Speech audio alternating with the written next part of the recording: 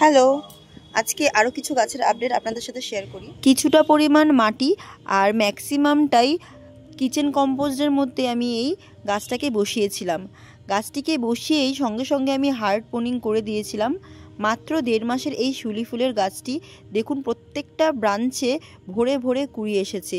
এটা আমার প্রথম আনা শিউলি ফুলের গাছ। জানি না আমি এটা 12 মাসের কিনা, তবে আমাকে 12 মাস বলেই দিয়েছিল। ফুল ফুটলে তো অবশ্যই আপনাদের সাথে শেয়ার করব। আমিও খুব এক্সাইটেড এই গাছের ফুল দেখার জন্য। এবার চলে আসি এই স্থলপদ্ম গাছটি। এটাও একটা ভিডিও আপনাদের সাথে শেয়ার করেছি। কয়েকদিন আগেই আমি হার্ড পোনিং করেছিলাম। এবার প্রত্যেকটা জায়গা থেকে দেখুন ব্রাঞ্চ বেরিয়ে আসছে। আর এই ফুলটার জন্য আমি অনেক দিন ধরে অপেক্ষা করছি, কেননা এটা একটা ডাল থেকে চারা বসানো, আর কত সুন্দরভাবে হয়েছে আপনারা দেখতেই পেলেন।